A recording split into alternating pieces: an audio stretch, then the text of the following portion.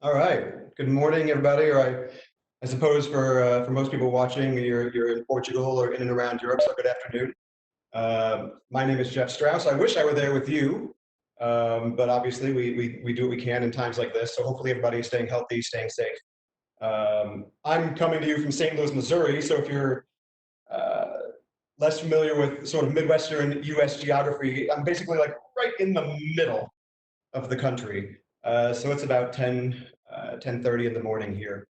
So we're going to talk about open source this morning, and I actually am I'm a software developer. I'm a cloud architect for a company called Worldwide Technology. I'm a tech, I'm a geek guy, but it turns out that in addition to that, I am a lawyer.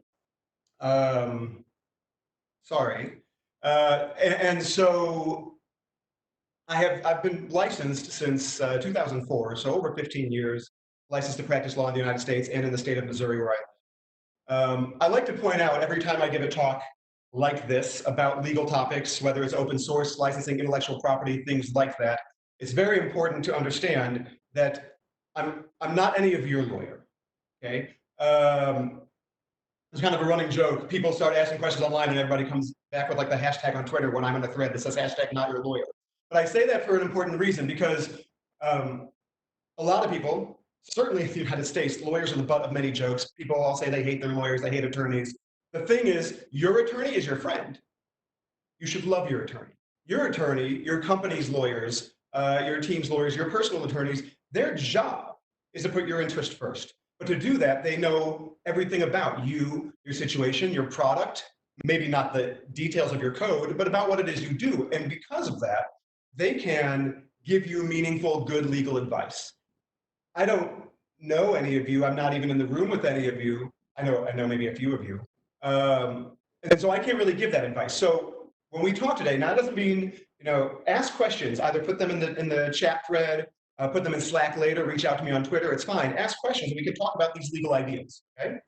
But I can't give real legal advice for your specific situation because I don't know enough to do that in a way that is meaningful and proper and safe for you.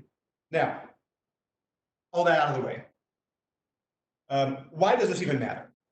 Because this is a technical talk in a way, right? We're talking about technology things and licensing and open source, but this is a little bit different kind of a talk. Why do we care about this? Why do you care about this? Why are you here? Uh, it turns out that there are studies and there have been articles and papers put out that suggest that as much as 80% of the code that is in applications that we deploy, deliver, and send out to consumers today is actually open source or built directly on top of open source code, which makes sense, right? Like if you think about it, whether you're building things with .NET or in the JavaScript world or wherever you are, whatever tech stack you're in, tons of things are open source today. And it would be silly not to build our applications on top of that, right? So it's a big deal, and we need to really take time to understand what it is that we're using. We're taking other people's code and pieces into stuff, putting it into our application. And we need to understand what that means and what the implications are of that. So given that, before we are going to talk in this session here about some of the different individual licenses and compare and contrast them and see what makes each one unique. But before we do that, I like to sort of level set. So we're all coming at this from the same place so that when we talk about an open source license, we even know what that is and what it is we really mean. So what is this thing? I mean, what is open source software? Ordinarily, I get to do the lawyerly thing. When you're in law school, professors kind of tend to pace back and forth, and they'll ask questions. They'll sort of ponder. Then they'll point at someone, and be like, "Miss White," and they'll ask a question. So I sometimes do that. This will be a little harder here. I will tell you that when I do ask this question of an audience, the two answers I almost always get are, it means it's free, the software is free, and it means I get to see the source code. Both of those things are true in a way, depending on what you mean, but there's actually much more to it than that. So when we talk about open source software, what we really mean is that OSS, open source software, is software you receive through some distribution under an open source license.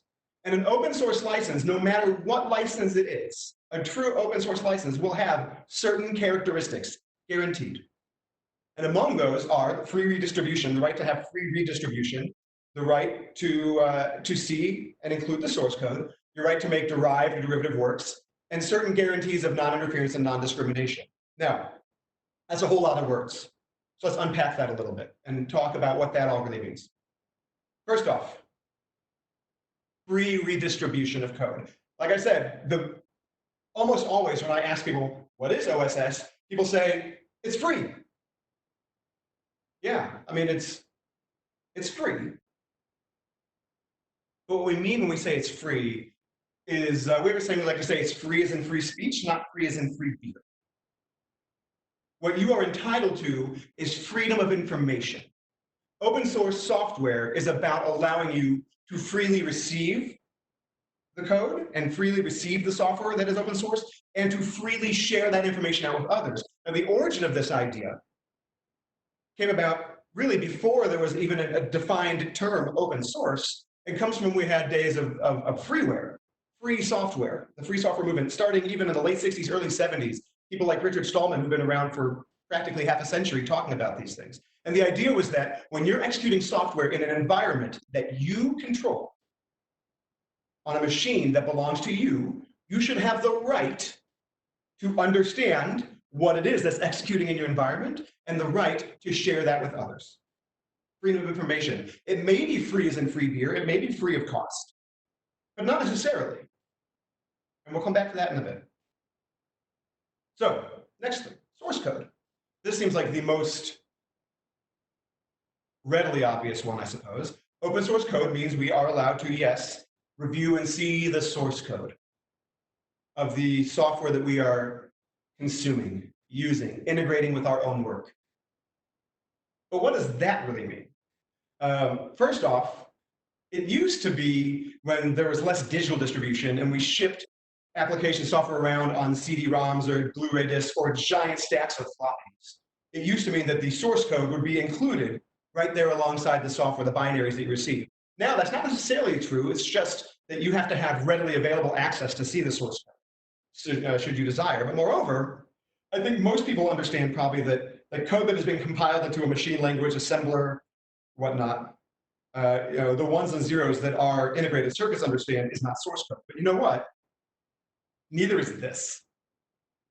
So if you use JavaScript, or you have ever opened up and looked at some larger, more well-known libraries when they get shipped down to your machine and they're running in your browser, you've seen gibberish like this, right? Maybe you can de-obfuscate or deminify this and get back to the original code and see what it does. Maybe you are getting completely plain, readily understandable JavaScript, but the developers built it using something like TypeScript and then compiled it into JavaScript. The source code that you are entitled to see is the original source in the way that the authors of the software composed it. So if it's TypeScript in an application and you get a distribution of some of this JavaScript, you, if it's open source, should have the ability and right to see the TypeScript. And similarly, if you are the author of open source and you are distributing it yourself under an open source license, understand that that is the expectation, that you are making the original code available. Okay, derived or derivative works. This is an interesting one because it's really a couple of different rights mixed together.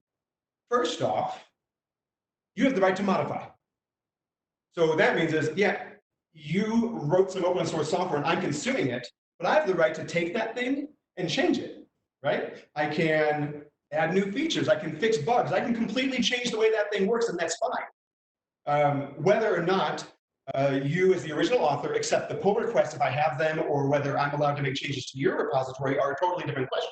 But I am free to take the source code from that thing that you've distributed to me and make changes to it. And then the resulting software or package that I have from that modification, the derived work, I'm allowed to freely redistribute that as well, as I see fit. Which is different from free redistribution of the original thing, which was kind of piece one of an open source piece of software. This is the right to redistribute a thing that I've made as a product using someone else's open source. Now, let's unpack that a little bit. What does distribute mean? And that matters a lot. Because imagine for a moment that, excuse me, imagine for a moment that I'm writing software for a company. I'm employed. I'm building that software on machines that are owned and controlled by my employer. And the software I'm building is internal tooling that I'm going to then share for other employees in the company. It will be deployed in some way or some fashion onto other machines used by employees of the company on hardware that is owned and controlled by the company. Well, it turns out that in most circumstances would not be considered distribution of software, because the software is always contained within an environment and hardware that is controlled by the original author, which really, for these purposes, would be the organization that controls that hardware. On the other hand, if I have outside contractors, outside partners, or consumers who are receiving software, I have distributed to them. Now, the reason that matters is because, remember, and we'll come back to this a few times, open source software is about licensing. It's a legal construct. Licenses are legal things. So you get certain rights, and you also have certain requirements. And many of the requirements that come about on you as a consumer of open source become requirements at the time of redistribution of software. Okay, which means think about a world where we have software as a service. So many things now, especially everything seems like it's as a service, right? So if you have software as a service, it may well be, I'm a cloud architect, right, at WWT. I build things for clients all day long that run in a cloud. They're containerized applications, APIs, serverless things that are all talking to each other in the cloud. But all those things are either running in a data center or in a public cloud environment controlled by the client, by that company. And then the API maybe is being exposed to a consumer down the line. Well, in most cases, but not all, in most cases, the fact that you are executing the API in your environment, in your cloud setting, and then just exposing an endpoint means that you have not distributed that code or that software that's running in the cloud to anybody. You've just made it accessible. There's one key exception when we talk about GPL licenses toward the end of the talk. So keep that in mind, we'll come back to it. Now, on the other hand, some of that stuff does go out to, say, a browser, right? I have a lot going on in the cloud, web apps and things, but then at some point, I'm serving down not just HTML and CSS, but I'm serving JavaScript, or I'm serving some WebAssembly. Maybe you're doing client-side Placer out in the real world on client machines, client devices. Well, that has been distributed. Same thing with mobile devices. So I know I'm really digging into this a bit, but the reason it matters is because if you're a large organization, or even a small one, and you're building an entire suite of software, you need to think about where all those individual services, packages, applications are running, because some of them may be distributed to others and some may not be. And the decision of what open source licenses are comfortable for you and appropriate for you to use may hinge on whether the particular service or package or project that we're looking at is being distributed or not. Okay. Non-interference. Non-interference is really all about neutrality. What that means is if I receive, as a consumer, some open source software, and I want to use it in some way, nothing about the open source license that covers that software can control how I use it in terms of what other software it can run alongside, or what kind of medium I can distribute it on, or what kind of OS I can distribute it to function in. There could be no interference between the open source and my use of that and other things I may choose to do. Let's look at that in sort of a very simple diagram to kind of drive that point home. So suppose for a moment that I'm building something, and I'm going to use a couple different open source libraries. For now, I don't even worry about what license they're covered under. But I'm going to use Open Package 1, Open Package 2, and then I'm going to have my own code. And I'm going to package all this stuff together. I'm going to have some software, and I'm going to distribute that. And I'm going to distribute it under say I still keep it open and distribute the resulting derived work as open source software. Okay, I can do that. And in fact, as we'll see with some of the more copyleft licenses like GPL, I may even be required to have that derived work be open source software. But what the license cannot do is tell me that I can only distribute this out to systems that have only open source. It can't stop me from also having proprietary or closed source code running alongside it. It cannot tell me, the license that is, cannot tell me that I'm unable to build software using this open source that runs on a closed source kernel, right? Say, you can only use this on Linux, you can't build software that'll run on Windows or Mac OS. That would be interference, and an open source license does not permit that kind of restriction on you as the consumer. And lastly, non-discrimination. Discrimination, of course, can mean very many things. In the case of open source, it really means all of those things, but particularly, it means discrimination of purpose, discrimination of use. An example that I usually give, and I'll give now, is imagine for a moment that you work for a bank or a financial institution, and you build software to manage, something about your banking operations. And your organization, the bank, decides that there's a chunk of your software, some sort of special fiscal calculator, who knows what, that you decide to carve out and make a distinct open source library that you want to share with the world. There's many reasons why you may choose to do that. Now, with the open source license, and you pick some open source license to cover this thing, that open source license cannot tell the consumer on the other end that they can use it for whatever they want, except not for banking. Right? I can't stop the consumer from using that thing to make their own financial software and directly compete with me. That would be discrimination of purpose. Once I put the thing out there into the world, the end user of my open source can use it for whatever purpose they want. And in fact, one great story about this is if you're a JavaScript developer, you may be familiar, or even if you're not a JavaScript developer, you may be familiar with Douglas Crockford. He wrote the JavaScript, the Good Parts book that was about this long, years and years and years ago. And some 15 plus years ago, he created his own modification to MIT, the MIT license, that said, you can do all of these things, except you have to use my software for good and not for evil. And it turned out, and I'm sorry, I'm a huge Harry Potter buff. I know these references are getting older, and Harry Potter's like, seems a long time ago now, but I love Harry Potter, sorry. It turns out that the powers that be that control open source licenses, and I believe even lawyers at Google, decided that wasn't open source. It didn't count, because the license cannot stop the end user from doing something evil. If Voldemort wants to use open source software to build something that goes out and kills muggles, non-wizards, I can't, as the creator of that open source software, I can't stop him. Now,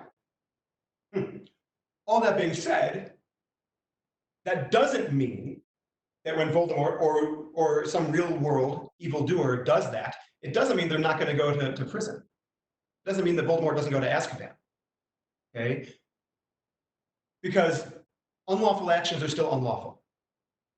The only point here is that the licenses themselves, open source software licenses, are matters of intellectual property law and nothing more, not criminal law, not civil law and lawsuits around like business law. It's just intellectual property law.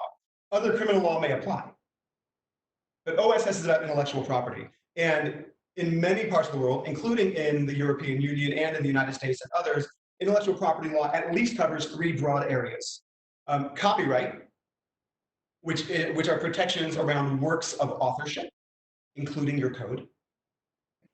Patents, which are protections for novel, usable inventions, new novel ideas. And trademarks, which are ways of protecting your identity, your brand, your logos, your trademarks. Now, with open source software and open source licenses, first and foremost, what we are talking about are licenses. If you consume open source software, you are getting a license over somebody else's copyrighted work.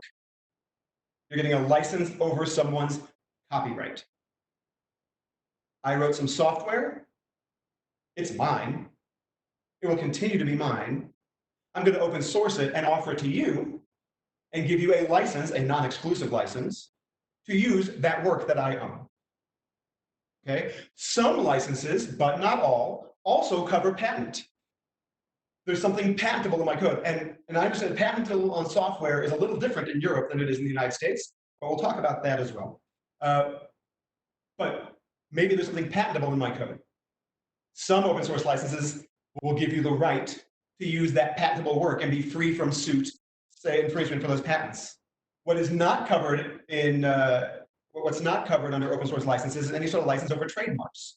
So if you're using, Angular, or you're using React, or using .NET Core, that doesn't mean you may have a copyright license, you may have a patent license, you do not have the license to use, say, Microsoft's name, brand, logos, identities in your derivative work. And so please don't. Okay. One last major area when we talk about sort of what it even means to be open source. Let's talk about sale. Now, I alluded to this earlier. One of the first things people usually shout out on the what is OSS, right? I mean, I've said this a few times now, is it's free. But it turns out, right, you can sell open source software. In fact, there are many organizations that make boatloads of money, tons and tons of money selling open source. And in fact, if we remember what I said earlier, that the vast majority of software today has anywhere from 60, 70, 80% or more of its underlying code actually being open source code, most of us are selling open source code as well. Okay?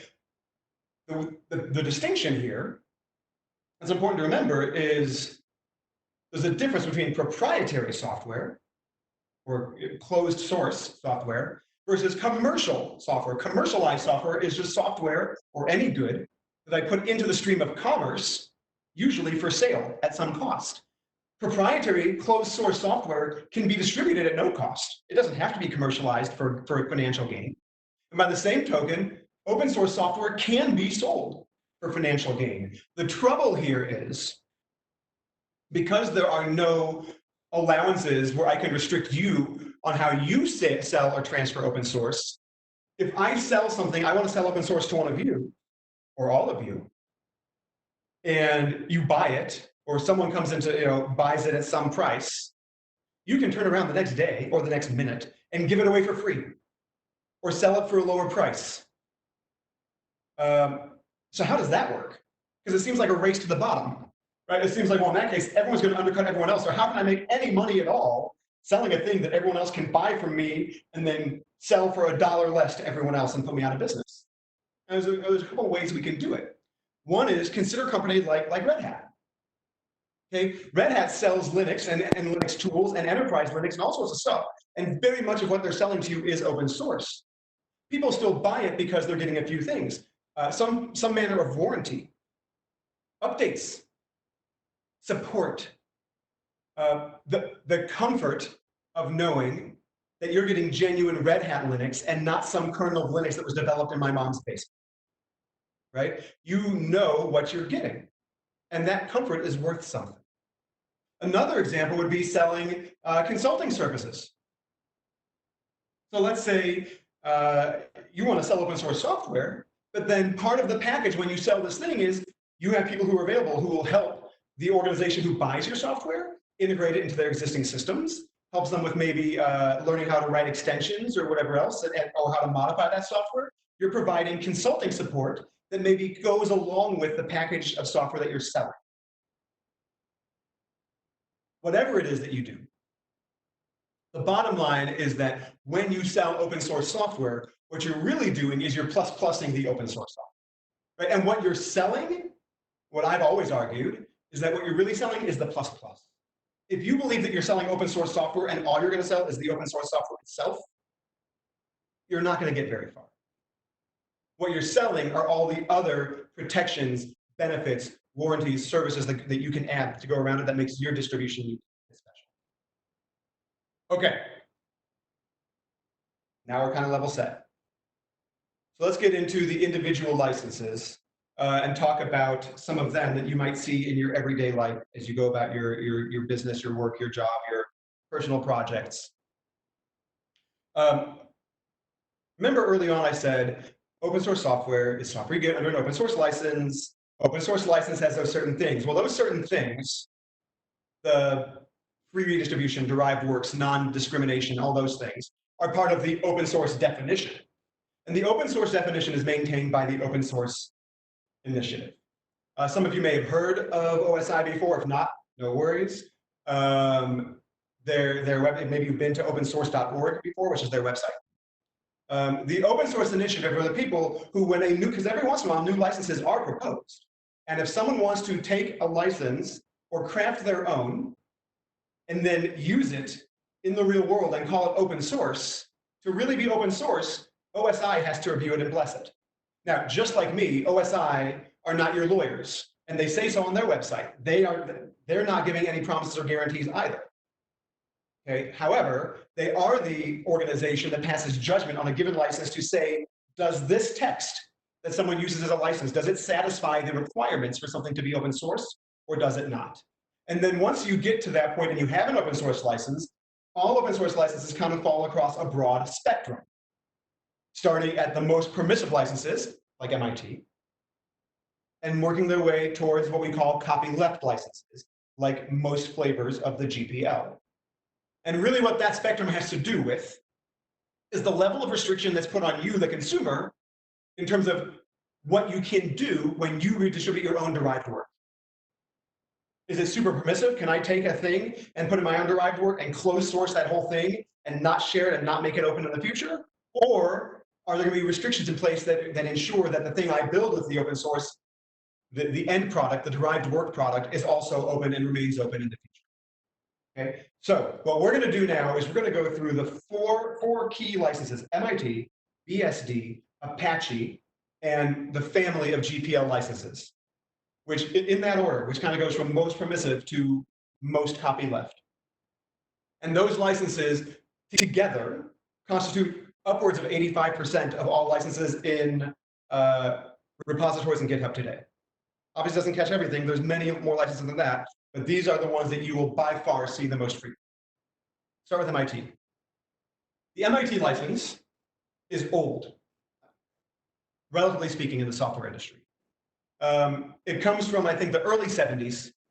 It came out of academia, MIT, right? The Massachusetts Institute of Technology in Boston, Massachusetts, or Cambridge, Massachusetts, I think. And the MIT license even predates open source. It was a free software license before anyone had ever talked about open source as a thing. And the MIT license is actually pretty simple. It is by far the most permissive. Most people I talk to are quick to say it's their favorite license when they see it. It is the most common. It's not always my favorite, but it's good. And an example of the MIT license with a few different versions looks like this. Now, if this were live in front of a big screen and you were all out here and I could see you, I would probably stand in front of this and stop you from really reading all this text. It's a terrible slide. It's a lot of words. And as you may have noticed, I like to put very few things on my slides. However, the point of this is a legal document. It is a legal license. And as legal documents go, this is basically a children's story. This is a nursery. There is almost nothing here. All right. The first paragraph is really just a non-exclusive list of a whole bunch of things that you can do with this software. I give you something under MIT and you can copy it or you can publish it. I'm too far away and my eyes are bad, so I'm going to get really close to you now. You can distribute, you can sell, you can do whatever. Okay? That's the first paragraph. Now the second paragraph, those two lines are an attribution clause. What that means is, and this is really important because I know that most of us don't do this, okay? When you use open source, even under MIT, that clause says that if you're going to redistribute this thing in your derived work, especially if you're going to redistribute this thing in its pristine form, you need to make sure you also include the copyright notices that are in the code that you got. You need to make sure that when you redistribute this MIT licensed code to someone else, you don't remove those copyright notices for someone else and their work. You need to make sure that you do include the license that you received and reshare that license moving forward. If you don't, you've stolen their work. You've taken someone else's code and treated it and passed it off as your own. That's infringement. It's ethically wrong. It's legally wrong. Don't do that. And I know that we all do it every day because we grab things, we drop them, and we go. But now you know. And knowing's half the battle. Okay? Now, going back to the license, that big giant chunk at the bottom that's in all caps that's screaming at you. And little tip, by the way, from lawyer world, I have a firm belief, and no one will convince me otherwise, that we do this. The most important part of every contract is usually written in all caps, like uppercase letters, to get your attention. But really, I think it's 10 times harder to read, and I think it forces people to just kind of gloss over it and not really read it. Okay? But it's important. And really, this whole paragraph at the bottom comes down to the two words in the quotation marks, as is. This is what we call a disclaimer of warranty. You're getting this software from me, but I'm not warranting anything. You get it as is, here it is. Good for you, do what you like with it. I'm not promising you that this software does what you think it does. I'm not promising you that this software does what I think it does, and I wrote it. Because guess what? If it doesn't, you have the source code. You can fix it. Have at it. Almost all open source licenses at least contain an attribution clause and a disclaimer of warranty. Across the board, as you see, even things as permissive as the MIT. Okay? Now, let's compare that with the BSD license. Also an academic license. BSD was the Berkeley software distribution, which was an early form of Unix distribution, again, in the 70s. The BSD license, because Berkeley is part of the University of California system here in the United States. So it's like University of California, Berkeley.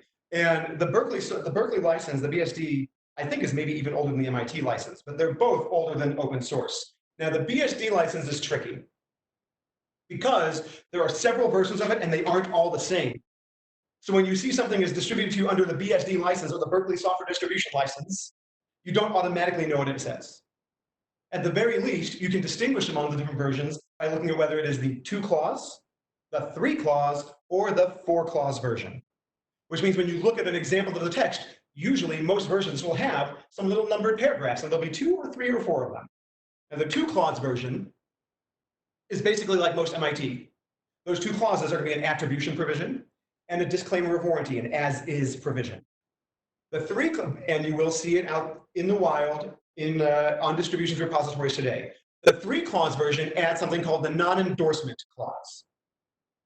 The non-endorsement provision says that when you receive, I write some software and I make it available to you under the 3-clause version of BSD, what that says is when you make software using my thing, and perhaps you create promotional materials, marketing materials, advertising materials for the derived work that you make, you cannot, on those materials, associate my brand, my name, my likeness in any way that makes it appear as though I endorse your work. That's a good thing in most cases, right? I want to create software, make it available to you. Maybe I write amazing software. Hopefully you do too, but maybe you don't. And if you don't, I don't want my reputation as an individual or as an organization damaged because you went out, put something out there in the stream of commerce, you released software that was garbage, and then you went out and advertised and bragged and made it look like I supported and endorsed the thing that you made because it had my software in it. Okay, so the 3-clause provision doesn't let you do that. Now there's also the 4-clause version, which includes an advertising provision. You will not see the 4-clause version of BSD very often, but if you do, I'm going to tell you, you probably want to run away. The reason is because the advertising provision does something a little different. And it almost sounds like it flies directly in the face of the non-endorsement provision that we just talked about. The advertising provision says, okay, again, I made some software, I gave you some open source, you took it, you made a derivative work, and now you've got advertising and promotional materials. And with those materials, the advertising clause says you must include language, and it's very specific language, that simply said, not like an endorsement, but simply says, this software was made using software produced by or written by blank. I'm not endorsing you, but you have to give me credit in your advertising materials that you used my stuff in making your thing. Now that sounds great too, except the more we have proliferation of open source everywhere, a couple things happen. First, it becomes very difficult to accurately keep track of all the different contributors to software. So it can be very difficult to properly comply with this provision. Secondly, you end up with advertising materials, full page ads, if we still had print advertising, where the whole thing is just a whole bunch of thank yous. Because you end up using so much open source and so many things and so many contributors, there's no room left to advertise your product because all you're doing is thanking everyone else for making the open source that you had to use. It's onerous and it's detrimental to the adoption of open source software. Most people don't recommend that you use it, and you generally don't see it used anymore, but you still could. So you have to be on the lookout for it. Now, That's MIT and BSD. As I said, both of those came out of academia. Both of those are very old licenses. And then, a couple decades ago now, really, some things started happening in the software industry. And I said I would touch on this and the differences in Europe, and I will. But see, we started having the patentability of software in many places. And with patents came patent trolls. Organizations that buy up these things, buy up patents, buy up software, and then sit on it, squat on it and wait, and then sue the heck out of everybody who then uses the thing in order to make money off someone else's invention because they acquired patents that they didn't really create. For a long time, it was a plague on the software industry. In the United States, where I am and where I live, where we are a very litigious society and we like to sue everybody for everything all the time, it was a massive problem. Now, in Europe, it is true that, to a point, that nowadays, people like to say that you can't really patent software in Europe anymore. That's not entirely true. You can still, under the European Patent Commission and the European Patent Office, allows patenting of computer-implemented inventions, and that is the way that many organizations get around that and are able to patent certain things in their software. Moreover, these are just laws that are enforced by courts, and in the EU, where you have many different jurisdictions and courts in different countries doing different things, culturally different, differences of opinion, courts are courts. You never know what's going to happen. And if you're in a multinational corporation or you're using software that comes from a corporation that is somewhere like the United States, you still have to be worried about this. Okay, so the Apache Foundation came along, and they already had some open source licenses that were very MIT-like, but they scrapped it all together, and they created Apache license version 2.0.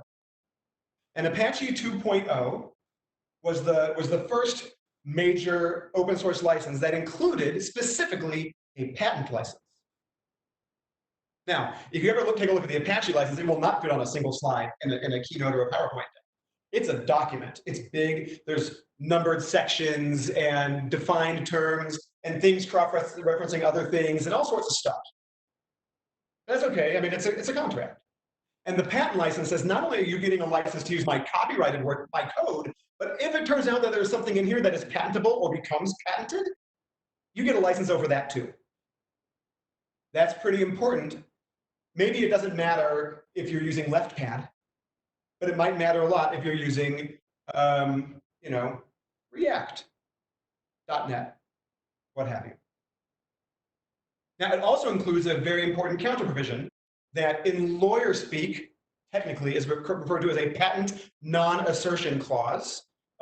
Shorthand, because I think lawyers are generally morbid and hate life anyway, we like to refer to it as a poison pill. And what the poison pill provision says is, yeah, I'm giving you this software. I'm giving you a license to use my patentable stuff. But if you decide and take it upon yourself to sue back other contributors or users for your patentable things, and you try to defend your patents on this your patent rights, on this piece of software, when I've given you a license for my patentable things, your rights terminate immediately. As soon as you try to enforce your own patent claims when you've gotten licenses from all the other contributors, your right to use this software ends. Doesn't require lawsuit, doesn't require judicial action. Your license just goes away. So that way we're making sure that we protect everybody, and that patent protection goes both upstream and downstream throughout the entire open source and software ecosystem. Okay? Apache. At least the most important. There are a couple other things, like you're required to have certain change logs and things like that in Apache. So it's worth taking a look at, but like by far, this is the most important concept. And lastly, GPL. Freedom.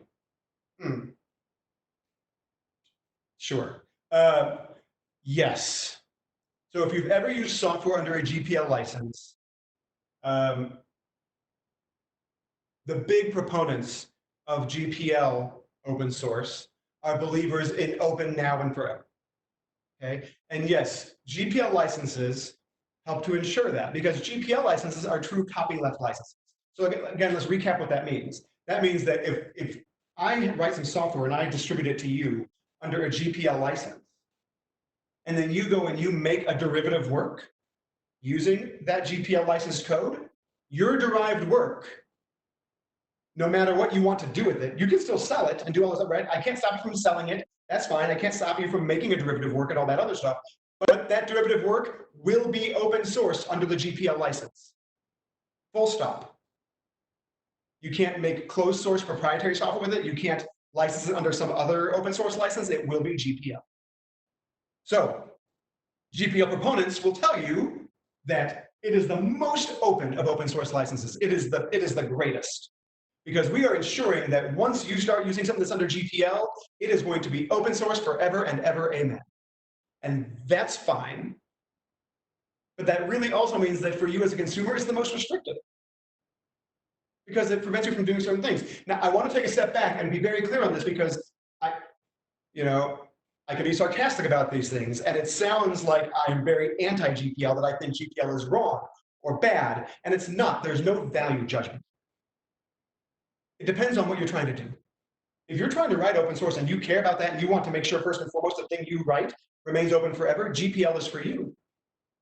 If you're writing certain software and services that you are certain are never going to be distributed, in the sense that you're not redistributing software as either internal use or cloud use and the stuff we talked about, it may be okay for you.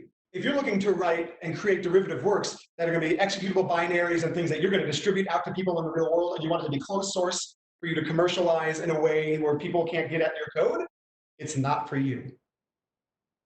Okay? Now, there's a couple other things we have to worry about with GPL, though, because first of all, GPL has many versions, and most of them are still in fairly wide circulation. For example, there is a version 2 and a version 3, and I think version 2 might still be more popular in the wild than version 3, getting closer over time. What version 3 did is it added some of the stuff that Apache added. Version 3 gives the patent license, the explicit patent license, and that patent non-assertion, the poison pill. That's in GPL version 3. It's not in GPL version 2. GPL version 3 did some other things to improve the compatibility of GPL with other software that don't exist in GPL version 2. Then there's the LGPL, the lesser general public license. Now that we like to call a weak copyleft, as opposed to a strong copyleft. It's still a copyleft license, but what the LGPL says, and this can really be important to make a big difference.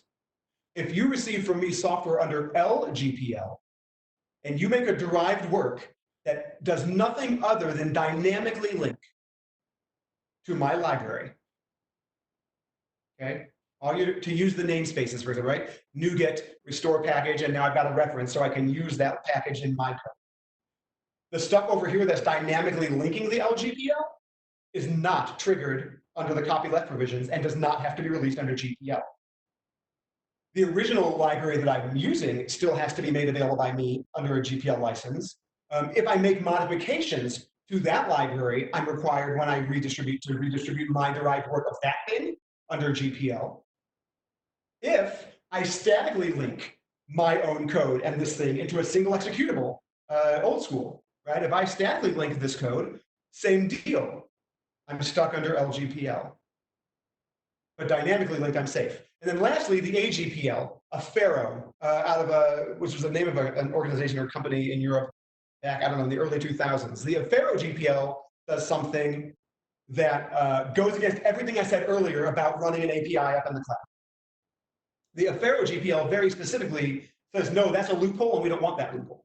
And so if you're using code under an AGPL license, even if your derived work is running as simply an API in a data center or a colo or a cloud environment, and all you're doing is exposing an API, you're still treated as, in effect, having distributed that software, and GPL still applies even to the thing that's running as a remote service for other people to talk to. So AGPL is actually more restrictive, whereas GPL version 3 very specifically says, no, that is okay, and that's not GPL license. Okay, so a lot of versions. The other thing is compatibility. And this is kind of nuts, but when you use GPL licensed software, you also have to ask yourself this question. Can code under license whatever be combined and redistributed with code that is covered by the GPL?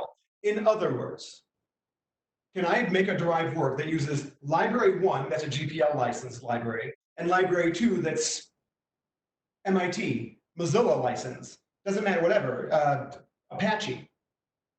Can I combine those two things? And in doing so, will this other license X add any further restrictions that are not allowable under GPL? If so, because the resulting thing has to be under GPL, I can't even use it. I can't even use the license X code. I can't put the two things together. Examples of that. Imagine I want to build something using Apache, and I want to also use something that has GPL version 2. Remember, GPL version 2 doesn't have the patent license or the patent stuff. So the Apache license, Apache 2, the Apache license adds additional rights to you. You're getting a patent license. Well, that's great. It also says that you aren't allowed to assert patent protection for yourself because of the poison pill. Well, now I'm adding more restrictions on you. That's bad. Because of that, I cannot even make a piece of software that uses both Apache and GPL2 at the same time. Doing so would violate GPL version 2. The 4-clause version of BSD, that's the one that had that crazy advertising provision. Same thing. Now I'm putting new requirements on the consumer that you have to put all these thank you lists in your advertising provisions, and GPL doesn't make you do that. So now I've added a new restriction. Those two aren't compatible. They cannot be mixed at all. But even if they can, even if I build something that uses, say, so these three are, they are compatible. MIT and Apache 2, the older versions of Apache you never see anymore. So when I say Apache, I mean Apache 2. Apache 1 and 1.1 basically are very rarely same. So MIT and Apache and GPL version 3 are all compatible with each other. MIT and Apache, I should say, are compatible with version 3 of GPL. So I can build a derived work, but remember, the derived work is still going to have to be under the GPL license. I can't release it under Apache or MIT. It's still GPL, it's still copyleft. Okay. So those are the main licenses. I'm going to do a quick time check. You're in great shape. Awesome. So now we've talked about what it really means to be open source software, and we've looked at the most popular, most common licenses in the open source world. What are some of the things that you need to think about as a consumer of open source software, especially if you're an enterprise or a business consumer of open source software for your own products and services, or even if you're an author of open source? First off, you got to think about contributions. Okay, remember, just because I produce open source, you have the right to freely redistribute the open source that I give you. That doesn't mean that I have to take contributions back from you or accept your pull requests. Just because a lot of .NET Core and a lot of other Microsoft packages and libraries today are open source, doesn't mean that Microsoft is going to take your pull request. They might, doesn't mean that they will. Okay? So you, as a consumer of open source, need to decide when you make modifications, do you want to make contributions back up to the parent repository? Or if you are distributing, you have to decide, do you want to accept contributions from the community? I mean, community contribution is one of the most powerful things about open source software, right? But we have to think about whether we want to have that in our business settings. Perhaps some of you have signed or been asked to sign a CLA or a CAA if you have engaged in open source development before. They are two very similar things, but not quite the same.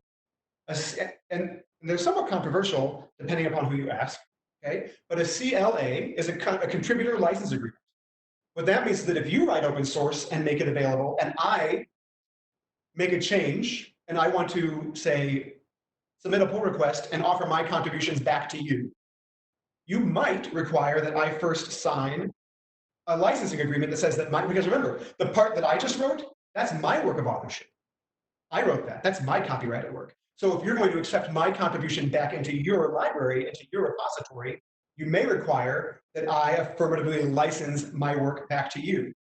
Now, part of the reason this stuff is controversial because GitHub now, not they acknowledge, but GitHub has certain things in terms of use that make certain assumptions about pull requests and things like that. But again, remember, not all open source is in GitHub. Okay? A CAA is a contributor assignment agreement, which is very similar, except in one very important respect. Assignment is legalese, is lawyer speak for transfer. So if I write something and I contribute it back to your repository and I signed and agreed to a contributor assignment agreement, I'm just not licensing my work back to you. I'm foregoing my ownership of it and giving my ownership rights over that copyrighted work back to you. It's no longer mine. I'll still have access under the license and all that other stuff, but true ownership is no longer vested in me. It is now vested in the parent repository. Okay, so those are CLAs and CAAs.